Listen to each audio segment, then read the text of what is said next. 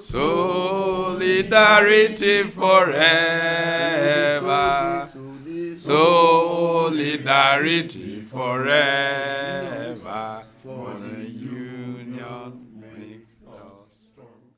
You all do know very well, our country has gone through some very, very difficult times. If you take any SDG at all, you will see how at the bottom or close to the bottom Nigeria is. Whether it's number of people killed by malaria in our country, and by the way, malaria kills more people in Nigeria than any war in the world. And yet this is a problem that has been overcome by many countries. Whether you're looking at maternal deaths at childbirth, Nigeria is a slaughterhouse. You're looking at infant mortality, you're looking at the challenge of water. Just take any problem, Nigeria is almost at the bottom. The question is, how come we are where we are? You look at industrialization. Now, people forget so easily that even academics, even myself in some of my work, have had to be awakened to the fact that Nigeria was one of the first third world export-led industrializers. And I teach this stuff, and we keep referring to export-led manufacturers, the newly industrializing economies of Southeast Asia. And I can tell you, in pure confession, I was running a workshop for NIMASA in London about 12 years or so ago, when Masha was the DG. And I invited some experts from the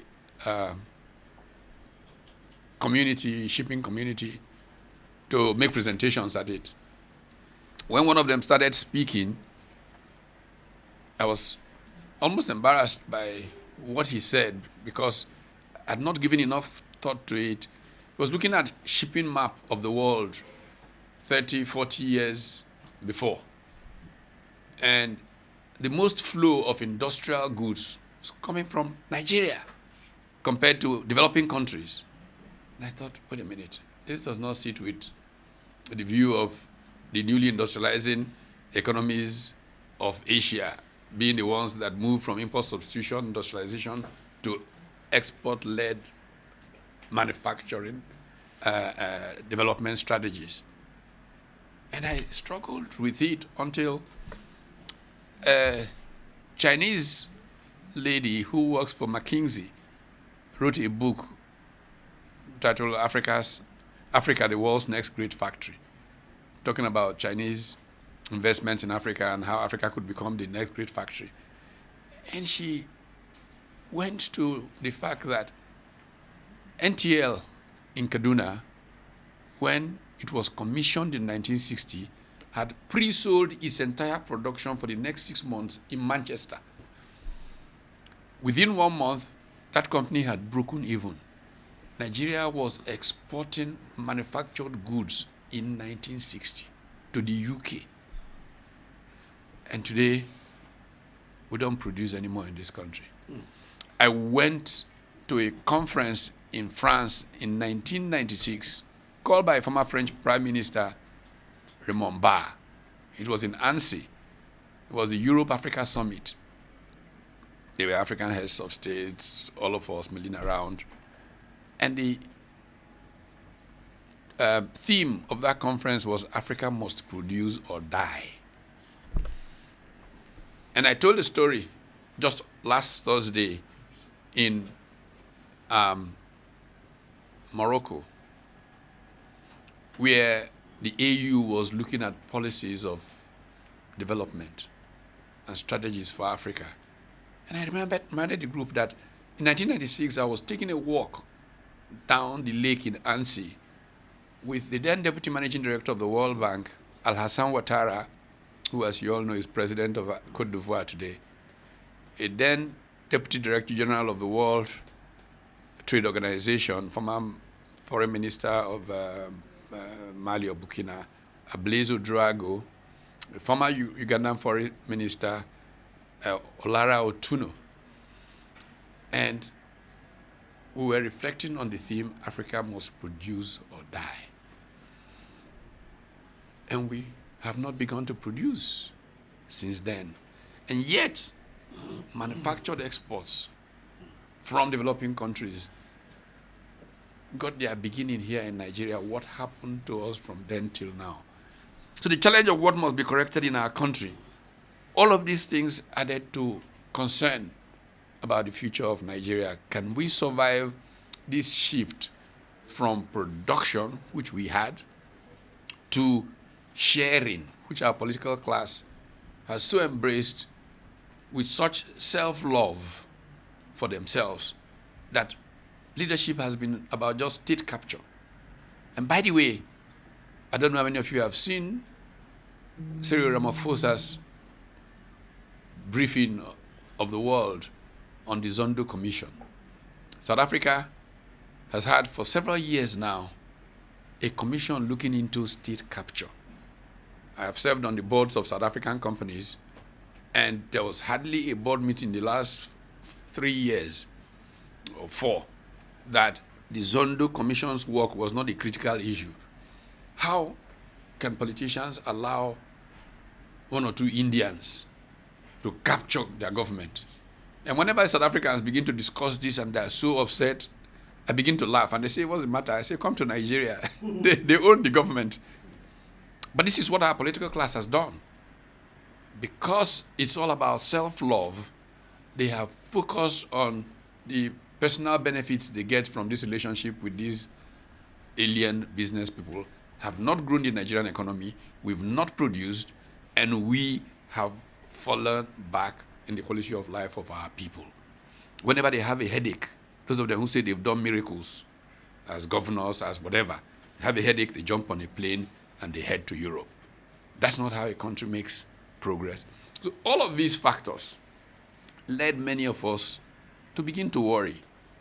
The sentimental reason why this room was picked is that we've had a few meetings in this boardroom. This is Dr. Usman Bugaje's office. And the Rescue Nigeria project had meetings here discussing the challenge of leadership and how we must focus on finding people who have competence, capacity, and patriotism to lead a turnaround of our country. Otherwise, our country will collapse into anarchy. And we can see it happening. We can't travel anymore in our country, all kinds of problems. The onset of that anarchy that Robert Kaplan predicted in a book written 20-something years ago is at us, looking at us. So to rescue Nigeria became a task that must be done. A political base for engaging that emerged in the NC Front. The National Consultative Front was designed to then bring political actors together to try and make this turnaround happen. Wale Kuniyi, who's sitting by me here, worked tirelessly on that project. We've all been at this for a couple of years. Tanko, Yunusa here. As we worked at it, we needed to more closely examine the nature of our political process and why it was impeding growth and development in Nigeria. And one of the things that I at least found as somebody whose training, fundamental training, and personal passion is the examination of economic performance and the political conditions that lead to it, is that the structure of our big parties just made it impossible for them to be vehicles of progress for the Nigerian people. It's not because people are good people or bad people. The nature of the structure, in structural economics, there's a paradigm that's called the structure, conduct, performance paradigm. If you want to see how an industry performs, you look at the structure of the industry, and you see the conduct that is driven because of the conduct, because of the structure. And you can invariably tell the kind of performance that will come. It was clear, to me at least, that there was no way the PDP or the APC could bring Nigeria to progress. Because what it does is creates transactions, trade-offs between powerful people who want to control power for state capture purposes. And the progress of the people, not deliberately, just somehow becomes secondary. The kind of nepotism that fires off is the reason why Nigeria is not run by competent people. Everywhere you go, second-rate people are in position because of, it's my turn, appoint me, we promised you that, we delivered this. And the consequence is that our country is at the bottom of every measure. And we decided we would sacrifice anything to change this for the sake of our children and their children. It is this that drove the momentum of the third force. Groups, professional groups, like the Congress of Concerned Professionals. Dr. Agada is sitting next to me here to the left. They began to develop structures across the country that would be able to interrogate anybody running for public office, president particularly, from any party, and to decide who they could support to bring about this transforming need that was desperate for Nigeria. So we began to find ways of bringing these groups together. Political parties, social movements, civil society organizations. And we began to use the term the big tent to look at how all of these people work together. A major part of it was engaging the labor unions. Why was it important to engage labor unions? The labor unions represented a certain broad national structure. The NLC has political commissions in all 36 states of the Federation. And so we began a process of making presentations to the labor unions. I don't know if Wale here can probably remind me of the date we went to their NWC meeting in Lagos, and how the comrade president Ayuba Waba then so positively responded to this in a speech given on my birthday on the 6th of February this year, that we then said the platform is set for us to move Nigeria forward. And when the hand of God is something, the dynamic of momentum begins to come. And so all these other groups began to become part of this process. And the result was, one day we found that Peter Obi had decided that the PDP wasn't the vehicle. And suddenly he was available as part of our framework. And he became the candidate of the Labour Party. And all of us, following the same general agreements we had in this room, that what we require is a collegial approach. No one man knows it all. Yes. No one man loves anybody more than the other. But a collection of patriotic leaders who are capable can hold each other accountable to the Nigerian people to give Nigeria a new start, a new beginning. It is that new start and new beginning that this initiative has fallen into. And so we thought it was important to brief you on it. When people talk about campaign, they talk about Labour Party. Labour Party is just a part of the big tent. What we have is 1,000 times more than the Labour Party. Much more effective than it. Dr. Agada's organization alone can win the election. And we have like 12 of his organization in this big tent. So we then want to talk about a little bit about our clear goal. Our goal is unashamedly rescuing Nigeria from peril. It is preparing a future for our children that we can all be proud of. Those of us who, as young people, arrived in London with our passport, without a visa, and we just get a stamp and go in, and watch our children unable to get visas to go to the UK, feel that we have done something wrong to our children. And that kind of future must change. And that there is a political class that doesn't understand, because it has lost a sense of shame, what it has done to the next generation. And the fire caught those young people.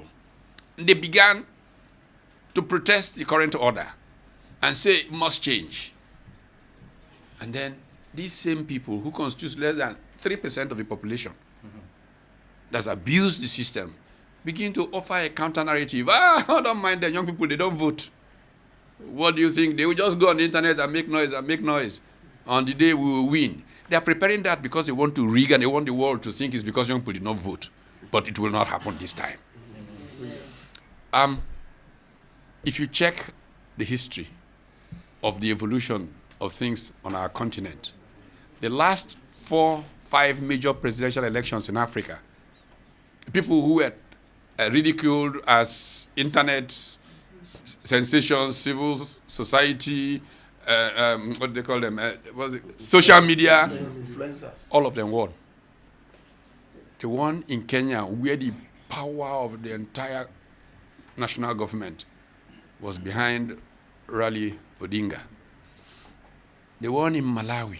The one in Zambia. The one in Botswana. And so let's tell Nigerians to get ready that the use of Africa. Yeah, just one in Brazil. No, I sent, as soon as I saw the result of Lula da Silva, I sent a text to the president of Nigerian Labour Congress, who is in Geneva, Yuba Waba, heading towards Australia, because he and I spent a lot of time. Our last meeting, Lula was to speak to us, and we had connection problems. And Lula da Silva, as a model, we have, spoken to, tried to draw from the APC Manifesto, written in my living room. All these conditional cash transfers were ideas that I took from Lula's performance as president of Brazil and introduced, and we badly managed it. And Ayuba Waba and I had agreed that we will collaborate with Lula, who was coming back to run for president, and that we will draw from that to build a new Nigeria. So the first reaction I had once I saw the news that Lula had won was to text Ayuba Waba. And this we have to do because Nigeria must rise up again. Amen. We cannot continue to be a crippled nation the way that we are. And so this process involves organizing. One of the big lies that they try to sell you is, labor has no structure. Structure? Are you kidding? The Big Tent structure is more grassroots 10 times than the APC, PDP structures put together. And that is the communication we want you to recognize. What are the major organs of this structure? First of all, of course, we have an umbrella campaign trust, which is a campaign council, which includes leaders of all the support groups, includes the leaders of the various political parties, and there are several political parties, including the ADCs of this world, yes, all of those are in this big tent.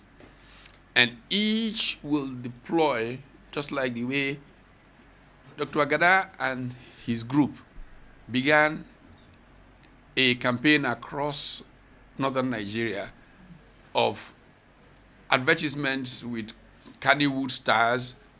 What do they call it? This is advertisement, but jingles is in Hausa, like Kannywood stars.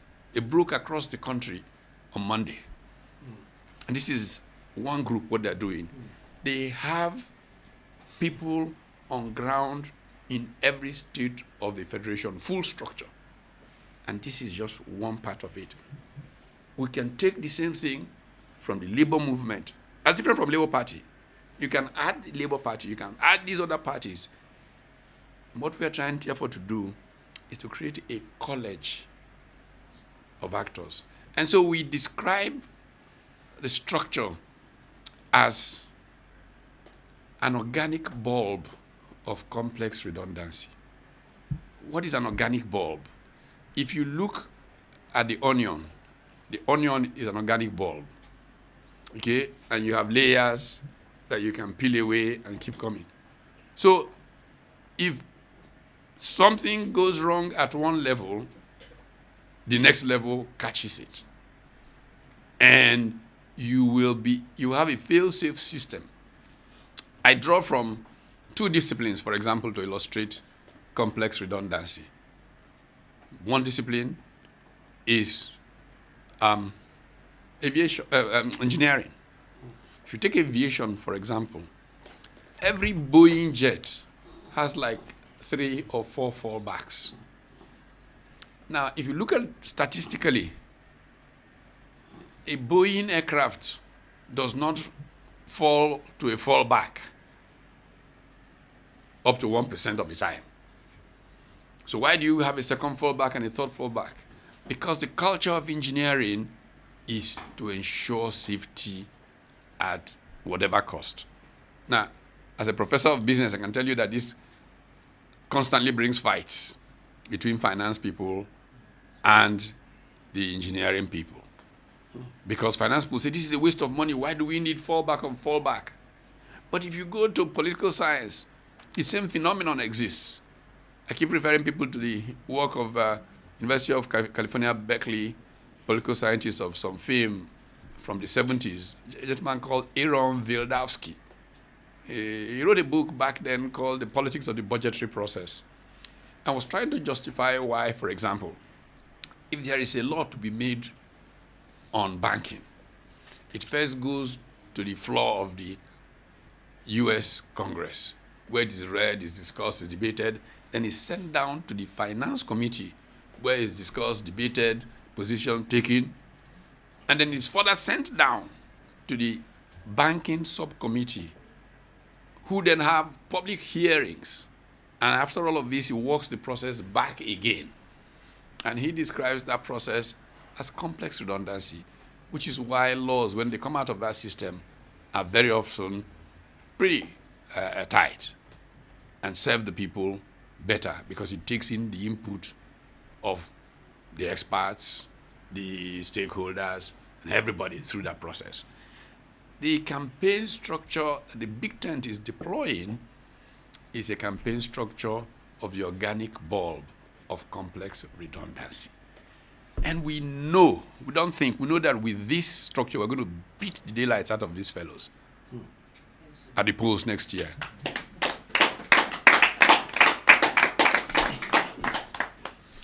Now, amongst the many organs of this process is, for example,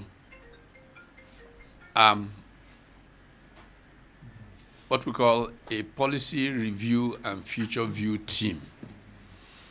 Now, what is that? That is a standing body of people who have specific focal interests, whether it's housing, whether it's manufacturing, whether it is whatever activity area of government. These people are supported, these focal persons who are in this team are supported by what we call the deep dive teams. These are going to be like 16 on average groups of experts drawn from Nigerians all over the world. For example, if you take healthcare, we have Nigerian doctors, administrators from all over the world, several of who are in this deep dive team. From their deep dives, they present positions to the focal persons for health in the future view policy team, who then come to the team and make presentations on what we should be doing about healthcare. I mean, 3 weeks ago, I think we took that of health, 3 or 4 weeks ago. We meet every week on Wednesdays, just like the Nigerian cabinet meets. So we have a meeting this evening of this team. And the team takes a position on issues which it then, first of all, uses to advise the candidate that represents the Big Ten, the Labour Party candidate, Peter Obi and Baba Ahmed. Dati, Yusuf Dati Baba Ahmed, and Peter Gregory Obi. Then take a briefing from what has come through this, and they can use it to speak to the issues. In addition to that, we use it to create an atmosphere of public conversation around those issues. Because unless we have an enlightened electorate, we don't have a democracy. One of the best thinkers on democracy in the world today, still alive, is the German philosopher Jürgen Habermas. Jürgen Habermas is the philosopher of modernity and of the public sphere. And Habermas says that democracy in modernity is about rational public conversation. And that's what we lack in Nigeria. If we had rational public conversation, 80% of people who represent us will not be in public office because they lack the capacity to engage in rational public conversation. So this struggle is about getting rid of these kinds of people who are supposed to be our representatives and getting people who have knowledge, who have compassion for the people, step forward and serve the people. The reward of public life is not the size of your bank account. The reward of public life is not in the motorcade that has cost you. The British Prime Minister, the day that he leaves office, he walks with his bag away on foot. On his bicycle. And even as Prime Minister, it's just when they want to have a ceremony, it's 2 cars. He's in one car in front. That's all. But here, we have to intimidate Nigerians, push them off the roads so that they know we are big men. And government costs us a fortune to run. We must cut the costs of governing to its barest minimum because the resources that are required to improve the lives of Nigerians are currently being used by politicians to make themselves superfluously, I don't know what language to use to describe what they do of themselves. It is undemocratic, it is unhuman, inhuman, whatever language I will now add to it, but they don't recognize it because they don't have a sense of shame because they're not Democrats. Because they're just agents of the people in service to the people. And yet what it is that they become lords over the people. That's not what democracy is about. And the campaign of 2023 is about returning us to democracy. It's about taking our country back. And all of us have a duty to educate the people to this essence of why we are here. I think I will just wrap this up so we can take questions to say that the Nigerian people have spoken. They have said they are tired of this old order. They will wait for us to release our manifesto, then they will copy it, add some things and come out and shout, this is our manifesto. But in their heads, they have no plan to implement them. They have all the money they've taken from our treasury. They will use it to make flash of all of these things. I wrote the last one, and I'm saying to you that they didn't implement the things we wrote. In fact, at the point they said, who are those who say we promised that? We didn't promise it, though. It's some people who wrote it and called it our manifesto. We must hold people accountable. All those who failed us yesterday, we must. Indeed, I say to you that if we have a sense of shame in this country, there should be many rallies by APC, but they should be rallies of apology. Rallies of Mea culpa, we're sorry we failed you. We're sorry that all the things. Now they're saying they can, for example, get rid of what's the insecurity thing in 6 months. They said it before. Come on. What kind of broken record is this? Is this an insult to the Nigerian people? You and I know better. And I'll close with just one little thing. You know, there was a group of young people who thought they would demystify this sage. All of you know this story. This sage, he's always right, he's always right. We will demystify him today. So they came to the sage. They had a small bird in their hand behind them. And I say, great sage, if you are so wise, tell us, this bird we're holding, is it dead or is it alive? And the sage smiled and said, you know, young people, if I say the bird is dead, you release it and it will fly off. If I say it's alive, you squeeze it to death and say, yeah, it's a dead bird. It's a make or break for Nigerian people. It's a you fail, you die kind of scenario. That's where the passion is coming from. So that's what's holding this group together. The fact that they are standing in the gap for a people, whether to die or to live. So that bond, that passion, knowing that this is about the future of our children, is what holds this together. Not transactions of what position will you get or what this can you. So that's the traditional way. That's the way they do it in APC and PDP. What will you give me? What will you not give me? No, this is different. This is driven by the fact that if we don't, our children die. And that's why we're trying to do this. That's the first part of that question. But the second part of the question about the presidential candidate and the manifesto. Look, there are two things. First of all, there's a process. The manifesto started with, or the manifesto production started with a full engagement of the team working on this. 15 school people, professors, politicians. They spent several weeks literally locked into a hotel room, most times paying their own bills, by the way. Or not a hotel room, hotel rooms with a hall where they've been brainstorming. I have been part of it.